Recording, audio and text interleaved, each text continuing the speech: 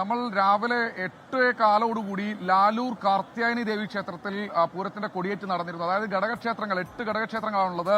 അതിൽ ഏറ്റവും ആദ്യം പൂരത്തിന്റെ കൊടിയേറ്റ് കാർത്യായനി ഭഗവതി ക്ഷേത്രത്തിലാണ് നടന്നത് ലാലൂര്.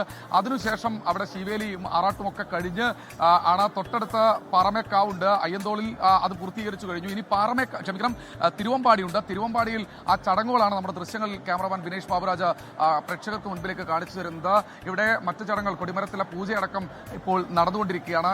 ശേഷം കൊടി ഉയർത്തും. അത്ര കണ്ട് ഭക്തിസാന്ദ്രമായ അന്തരീക്ഷത്തിലാണ് തിരുവമ്പാടി ക്ഷേത്രവും പരിസര പ്രദേശങ്ങളും ഒക്കെ ഉള്ളത്. ശേഷം ഇവിടെ നിന്ന് ദേവി പുറത്തേക്ക് ഇറങ്ങുന്നു എന്നാണ് പറയുന്നത്. തിരുവമ്പാടി ചന്ദ്രശേഖരന്റെ മുകളിലേറി ദേവി പുറത്തേക്ക് ഇറങ്ങും. ശേഷം നായ്ക്കനാലിലും അതുപോലെ തന്നെ നടുവിലാലിലും 2 സ്ഥലങ്ങളാണുള്ളത്. അവിടെ കൂടി ഈ പൂരത്തിന്റെ വരവറിയിച്ചുകൊണ്ടുള്ള കൊടിക്കൂറ ഉയർത്തും. ശേഷം ബ്രഹ്മസ്വം മഠത്തിലേക്ക് പോകും. ശേഷമായിരിക്കും ഈ സ്ഥലങ്ങളിൽ ദേവി ഭക്തരെ കാണാൻ വീടുകളിലേക്ക് എഴുന്നള്ളുക, അതായത് പറയെടുക്കാനായി എഴുന്നള്ളുക.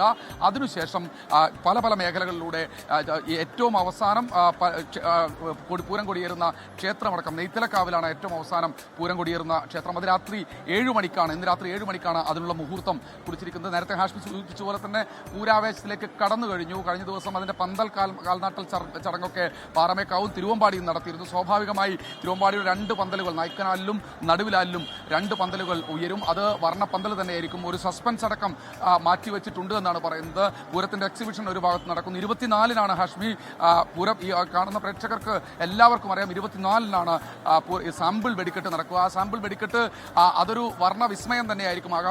ആകാശത്ത് ഒരു വർണ്ണ വിസ്മയം തന്നെയായിരിക്കും. സ്വരാജ് റൗണ്ടിനെ പിടിച്ച് തൃശ്ശൂർ നഗരത്തെ പിടിച്ച് കുലുക്കുന്ന തരത്തിൽ തന്നെയായിരിക്കും ആ ഒരു വെടിക്കെട്ട് നടക്കുന്ന കാര്യത്തിൽ യാതൊരു തർക്കമില്ല. നമ്മൾ രാവിലെ ദേവസ്വം ബോർഡ് പ്രസിഡന്റ് കെ രവീന്ദ്രനുമായി സംസാരിച്ചിരുന്നു. 2024 അപശകുനമായി നിൽക്കുന്നുണ്ടെങ്കിലും 2025 അതെല്ലാം തന്നെ മാറ്റിവെച്ചുകൊണ്ട് മാറ്റോടുകൂടി തൃശ്ശൂർ പൂരം നടത്താൻ കഴിഞ്ഞുവെന്ന ആത്മവിശ്വാസം ചാരിതാർത്ഥത്തിലാണ് അദ്ദേഹം നമ്മോട് സംസാരിച്ചത്. നിയന്ത്രണങ്ങൾ ഉണ്ടെങ്കിലും വെടിക്കെട്ടും അതുപോലെ തന്നെ പൂരത്തിന്റെ ചടങ്ങുകളും കാണാൻ സ്വരാജ് റൗണ്ടിലേക്ക് ഭക്തരെ പ്രവേശിപ്പിക്കും എന്ന് ഒരു സംശയത്തിനും ഇട നൽകാതെ തന്നെ ദേവസ്വം ബോർഡ് പ്രസിഡന്റ് വ്യക്തമാക്കിയിട്ടുണ്ട്. പൂരത്തിന് വേണ്ടിയുള്ള ഒരുക്കങ്ങൾ പോലീസും ഒരു ഭാഗത്ത് നടക്കുന്നുണ്ട്. വിവിധ രാഷ്ട്രീയ കക്ഷി പ്രതിനിധികൾ അവരുടെ ഒരുക്കങ്ങൾ ഇതെല്ലാം കേന്ദ്രീകരിച്ചുകൊണ്ട് അവരും രംഗത്തുണ്ട്. എന്തായാലും പൂരത്തിന് വേണ്ടിയുള്ള ഒരുക്കങ്ങൾ പുരോഗമിക്കുകയാണ്. ഇപ്പോൾ കൊടിമരത്തിന് തിരുവമ്പാടിയിലെ കൊടിക്കൂറ ഉയരാനുള്ള ആ കൊടിമരത്തിന്റെ പൂജ പുരോഗമിക്കുകയാണ്. അല്പസമയത്തിനകം തന്നെ തിരുവമ്പാടിയിൽ കൊടി ഉയരും.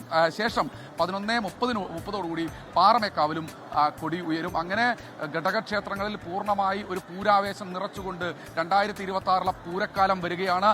ഇത് കാണുന്ന തൃശ്ശൂരിലെ പ്രേക്ഷകർ അല്ലെങ്കിൽ പുറത്തു നിന്നുള്ള പ്രേക്ഷകരൊക്കെ തന്നെ തൃശ്ശൂർ ഗഡികളെല്ലാവരും തന്നെ തൃശ്ശൂരിലേക്ക് ഇതിനകം തന്നെ എത്തിക്കഴിഞ്ഞു.